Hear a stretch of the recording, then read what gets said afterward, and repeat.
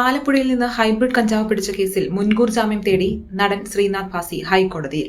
ഈ മാസം ആദ്യമാണ് 3 കിലോ ഹൈബ്രിഡ് കഞ്ചാവുമായി തസ്ലിമ സുൽത്താന എന്ന ക്രിസ്റ്റീനയും കെ ഫിറോസ് എന്നയാളും എക്സൈസിന്റെ പിടിയിലായത്. ഇവരെ ചോദ്യം ചെയ്തതിൽ നിന്ന് സിനിമാ മേഖലയിലെ ചിലർക്ക് ലഹരിമരുന്ന് വിതരണം ചെയ്തിട്ടുണ്ട് എന്ന വിവരം ലഭിച്ചിരുന്നു. ഇതിന്റെ അടിസ്ഥാനത്തിൽ നടന്മാരായ ശ്രീനാഥ് ഭാസിക്കും ഷൈൻ ടോം ചാക്കോയ്ക്കും എക്സൈസ് ചോദ്യം ചെയ്യലിന് ഹാജരാവാൻ നോട്ടീസ് അയക്കുകയും ചെയ്തിരുന്നു. ഇതിന് പിന്നാലെയാണ് മുൻകൂർ ജാമ്യം തേടിയുള്ള ശ്രീനാഥ് ഭാസിയുടെ നീക്കം.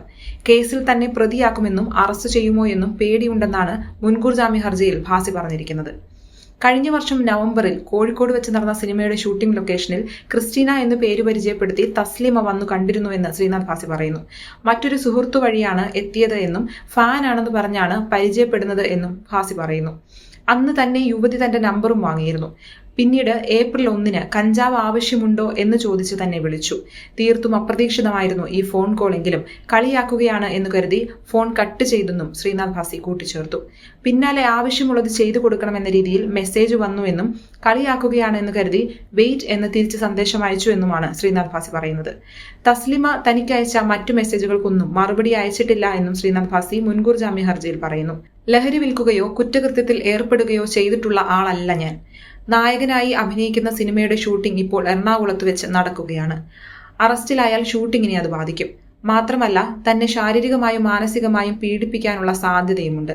അന്വേഷണവുമായി സഹകരിക്കാൻ തയ്യാറാണെന്നും ഹർജിയിൽ താരം വ്യക്തമാക്കുന്നു. താൻ നിരപരാധിയാണെന്നും അറസ്റ്റായാൽ പ്രധാന വേഷത്തിൽ അഭിനയിച്ചുകൊണ്ടിരിക്കുന്ന സിനിമയുടെ ഷൂട്ടിംഗ് മുടങ്ങുമെന്നും താരം പറയുന്നു. അതിനാൽ മുൻകൂർ ജാമ്യം അനുവദിക്കണമെന്നുമാണ് നടന്റെ ആവശ്യം. ശ്രീനാഥ് ഭാസിയുടെ ഹർജി ഇന്ന് തന്നെ പരിഗണിക്കും എന്നാണ് വിവരം. അതേസമയം ശ്രീനാഥ് ഭാസിയുമായി തസ്ലിമയ്ക്ക് ബന്ധമുണ്ട് എന്നതിന് തെളിവുണ്ട് എന്നാണ് അന്വേഷണ സംഘം പറയുന്നത്. തസ്ലിമയുടെ ഫോണിൽ ഇതിനുള്ള തെളിവുണ്ട്. ഇതിന്റെ ഭാഗമായി ശ്രീനാഥ് ഭാസി ഉൾപ്പെടെയുള്ളവരെ ചോദ്യം ചെയ്യാൻ ഒരുങ്ങുന്നതിനിടെയാണ് മുൻകൂർ ജാമ്യം തേടി നടൻ ഹൈക്കോടതിയെ സമീപിച്ചിരിക്കുന്നത്. വിദേശത്തു നിന്നും എത്തിക്കുന്ന ഹൈബ്രിഡ് കഞ്ചാവ് തസ്ലിമ സിനിമാക്കാർക്കിടയിൽ വിതരണം ചെയ്തിരുന്നു എന്നാണ് സൂചന.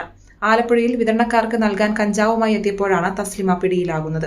എക്സൈസ് സംഘം ഇവരെ പിടികൂടുന്ന സമയം മക്കളുമൊപ്പം ഉണ്ടായിരുന്നു. തായ്ലൻഡിൽ നിന്നാണ് തസ്ലിമ ഹൈബ്രിഡ് കഞ്ചാവ് കൊണ്ടുവരുന്നതെന്നാണ് വിവരം.